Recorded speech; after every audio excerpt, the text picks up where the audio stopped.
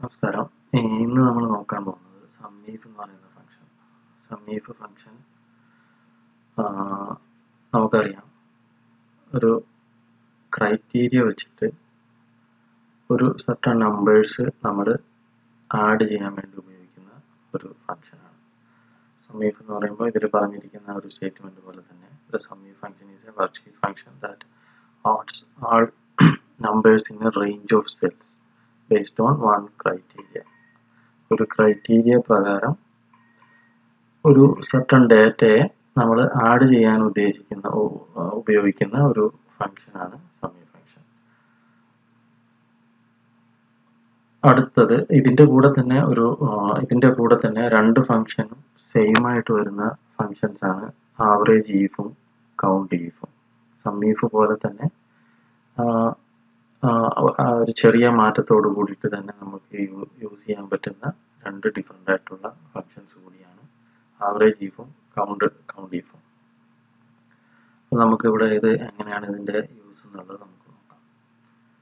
ഇവിടെ ഇപ്പോൾ ഈ ഡാറ്റ ഷീറ്റിൽ ഇതിലിപ്പോൾ കാണുന്നത് കുറച്ച് സെയിൽസ് എക്സിക്യൂട്ടീവ്സിൻ്റെ റീജിയൻ വൈസ് ആയിട്ടുള്ള സെയിൽസ് ആണ്. അപ്പോൾ നമ്മളിപ്പോൾ ഇവിടെ സമീഫ് വെച്ചിട്ട് ട്രിവാൻഡ്രം എന്ന് പറയുന്ന ഒരു റീജിയൻ്റെ എത്രയാണ് സെയിൽസ് എന്നുള്ളത് നമ്മൾ ടോട്ടൽ ചെയ്യാൻ വേണ്ടിയിട്ടാണ്. ഇതാണ് റോ ഡാറ്റ ഷീറ്റ്. ഇതിൽ നമ്മളിപ്പോൾ ട്രിവാൻഡ്രത്തിൻ്റെ ടോട്ടൽ ഇവിടെ നമ്മൾ ചെയ്യാൻ ഉദ്ദേശിക്കുകയാണ്. അപ്പോൾ നമ്മൾ ഈക്വൽ ടു അടിച്ചിട്ട് സമീഫ് സെലക്ട് ചെയ്യാം. സമീഫ് സെലക്ട് ചെയ്ത് കഴിഞ്ഞാൽ ഇവിടെ 3 കാര്യങ്ങളാണ് നമ്മൾ ഫീഡ് ചെയ്ത് കൊടുക്കേണ്ടത്. ഫസ്റ്റ് ഓഫ് ആൾ നമ്മൾ കൊടുക്കേണ്ടത് റേഞ്ച് എന്ന് പറഞ്ഞാൽ ഇപ്പോൾ ഇവിടെ ഉദ്ദേശിക്കുന്നത് നമ്മൾ ട്രിവാൻഡ്രം എന്ന് പറയുന്ന റീജിയനാണ് നമ്മൾ ഡാറ്റ എടുക്കാൻ ഉദ്ദേശിക്കുന്നത്. അപ്പോൾ ആ ഡാറ്റ ഏത് റേഞ്ചിലാണ് നമ്മൾ സെർച്ച് ചെയ്യേണ്ടത്, അതാണ് നമ്മളവിടെ ഫീഡ് ചെയ്ത് കൊടുക്കേണ്ടത്. അപ്പോൾ ഇവിടെ നിന്നാണ് ഡാറ്റ നമ്മൾ എടുക്കാൻ ഉദ്ദേശിക്കുന്നത്. അപ്പോൾ ഈ ഒരു ഡാറ്റ റേഞ്ച് കംപ്ലീറ്റ് ആയിട്ട് സെലക്ട് ചെയ്യുന്നു. എന്നിട്ട് കോമ കൊടുക്കുന്നു. പിന്നെ എന്താണ് നമ്മൾ സെർച്ച് ചെയ്യാൻ ഉദ്ദേശിക്കുന്നത്, ആ ഡാറ്റയാണ് അടുത്ത കൊടുക്കേണ്ടത്. കോമ കൊടുത്തിട്ട് ഇതാണ് നമ്മൾ സെർച്ച് ചെയ്യാൻ ഉദ്ദേശിക്കുന്നത്. അപ്പോൾ അത് സെലക്ട് ചെയ്യുന്നു. വീണ്ടും ഒരു കോമ കൊടുത്തിട്ട് എവിടെ നിന്നാണ് സം റേഞ്ച് എവിടെ നിന്നാണ് നമ്മൾ എടുക്കാൻ ഉദ്ദേശിക്കുന്നത്. സം റേഞ്ച് എന്ന് പറയുമ്പോൾ ഇവിടെ നിന്നാണ് ഡാറ്റ നമ്മുടെ നമ്പേഴ്സ് എടുക്കേണ്ടത്.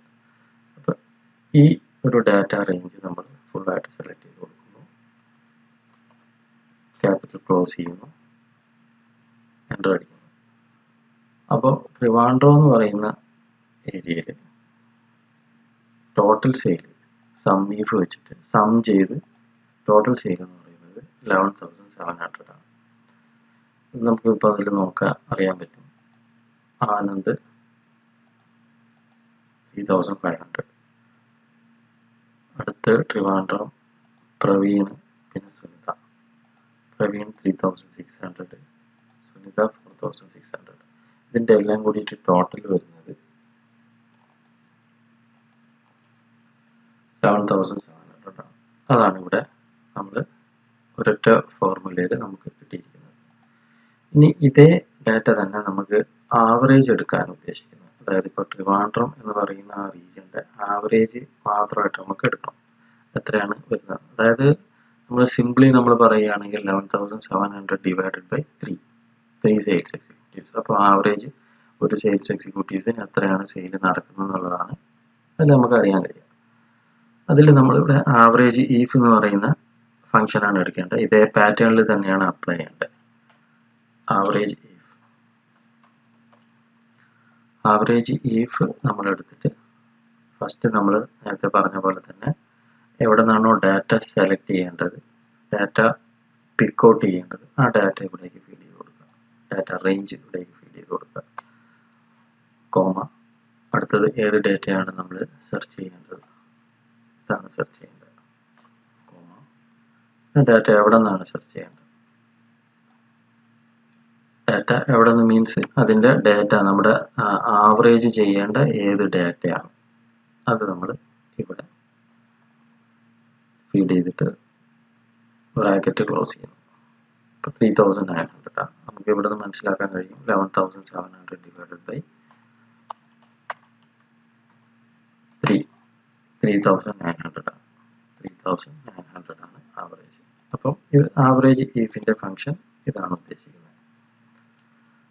ഇതിൽ മനസ്സിലാക്കേണ്ടത് ആവറേജ് ഈഫ് ചെയ്യുമ്പോൾ മനസ്സിലാക്കേണ്ട ഒരു ചെറിയൊരു കാര്യം എന്താണെന്ന് പറഞ്ഞാൽ ബ്ലാങ്ക് കോളംസ് വന്നു കഴിഞ്ഞാൽ അതിൽ ഡിഫറൻസസ് വരും. എന്നാൽ ബ്ലാങ്ക് കോളംസ് വന്നു കഴിഞ്ഞാൽ അത് 0 ആയിട്ടല്ല സിസ്റ്റം കൺസിഡർ ചെയ്യുന്നത്. അപ്പം ഇവിടെ ഇപ്പോൾ ഞാൻ ഈ ട്രിവാൻഡ്രം എന്നുള്ള ഭാഗത്തുള്ള ഇത് ഞാൻ ഡിലീറ്റ് ചെയ്യണം. ഡിലീറ്റ് ചെയ്തപ്പോൾ ഇവിടുത്തെ ടോട്ടൽ സെയിൽ വരുന്നത് ടോട്ടൽ സെയിൽ സിസ്റ്റം കൺസിഡർ ചെയ്യുന്നത് ഈ 3,500 പിന്നെ ഈ 4,600. അപ്പോൾ ടോട്ടൽ 8,100 അതാണ് ഇവിടെ വരുന്നത്. 8,100 ഡിവൈഡഡ് ബൈ 2 ആണ് കൺസിഡർ ചെയ്യുന്നത്. കാരണം ഇത് ഈ ഒരു കോളം കൺസിഡർ ചെയ്യുന്നില്ല. അപ്പോൾ ബ്ലാങ്ക് കോളംസ് ഇല്ലാതെ നമ്മൾ ഇല്ല എന്നുള്ളത് ഉറപ്പ് വരുത്തണം. എന്നാൽ മാത്രമേ നമുക്ക് ഡാറ്റ ഉദ്ദേശിച്ച രീതിയിലുള്ള റിസൾട്ട് കിട്ടുള്ളൂ. അതേസമയം ഇവിടെ നമ്മൾ ബ്ലാങ്ക് ഇടാതെ തന്നെ ഒരു 0 ആണ് ഇടുന്നതെങ്കിൽ ഡാറ്റ മാറും. ഡിവൈഡഡ് ബൈ 3 തന്നെ എടുക്കും. കാരണം ഈ സെയിൽസ് എക്സിക്യൂട്ടീവ് 0 സെയിലാണ് ചെയ്തിരിക്കുന്നത്. അപ്പോൾ ഡിവൈഡഡ് ബൈ 3 8,100 ആണ് ടോട്ടൽ ഡിവൈഡഡ് ബൈ 3 2,700 കിട്ടും. അപ്പോൾ ഇതാണ് ആവറേജ് ഈഫിൻ്റെ കാര്യം. പിന്നെ നമ്പർ ഓഫ് സെയിൽസ് എക്സിക്യൂട്ടീവ്സ് ആ ഒരു ഡാറ്റ നമ്മൾ എടുക്കേണ്ടി വരിക നമ്മൾ കൗണ്ട് ഈഫ് എന്ന് പറയുന്ന ഫംഗ്ഷൻ ഉപയോഗിച്ചിട്ടായിരിക്കും എടുക്കേണ്ടി വരിക. കാരണം കൗണ്ടാണ് നമ്മൾ എടുക്കുന്നത്. ഇപ്പം ട്രിവാൻഡ്രം എന്നുള്ള ഭാഗത്ത് എത്ര സെയിൽസ് എക്സിക്യൂട്ടീവ്സ് ഉണ്ടെന്ന് ചോദിച്ചാൽ നമുക്ക് ഇതിൽ നിന്ന് ഒരു ചെറിയ ഡാറ്റ ആയതുകൊണ്ട് നമുക്ക് 3 സെയിൽസ് എക്സിക്യൂട്ടീവ്സ് ആണ് നമുക്ക് പറയാൻ കഴിയും. പക്ഷെ വലിയ ഡാറ്റ ആകുമ്പോൾ അവിടെ നമുക്ക് ഉപയോഗിക്കേണ്ടത് കൗണ്ട് ഈഫ് ആണ്. കൗണ്ട് ചെയ്യുകയാണ് ചെയ്യുന്നത്. ടോട്ടൽ ഡാറ്റയെ കൗണ്ട് ചെയ്യുകയാണ് ചെയ്യുന്നത്. ഈക്വൽ ടു കൊടുക്കുന്നു കൗണ്ട് ഈഫ്.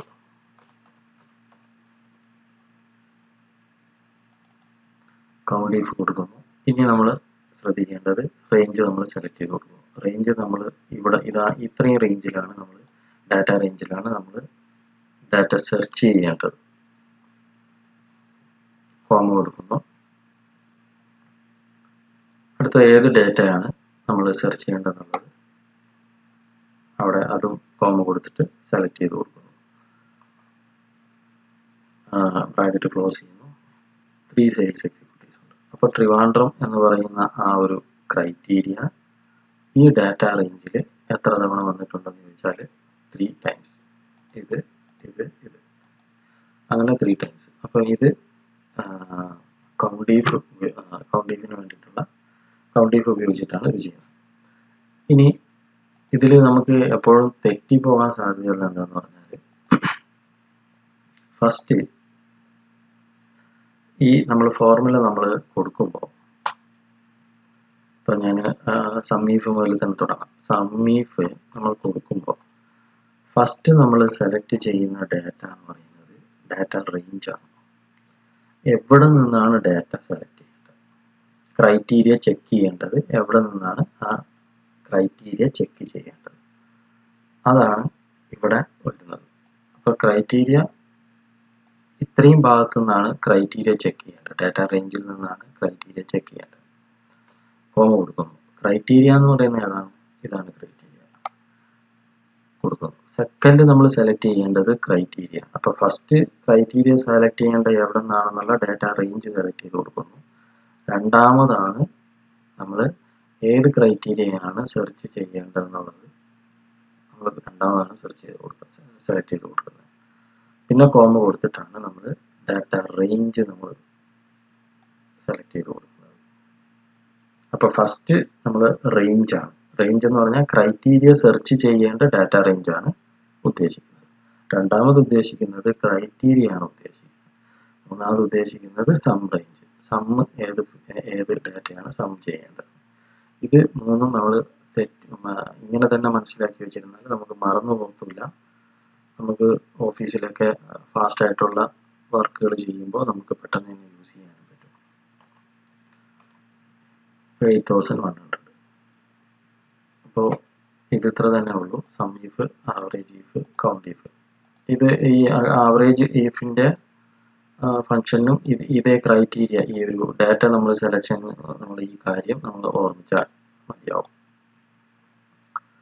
അപ്പോൾ ഇത് ഇത്ര തന്നെ ഉള്ളൂ.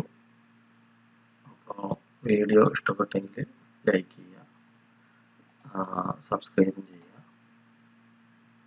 അപ്പോൾ കണ്ടിന്യൂസ് ആയിട്ടുള്ള ഇതുപോലുള്ള വീഡിയോസ് അപ്ലോഡ് ചെയ്യുന്നതായിരിക്കും.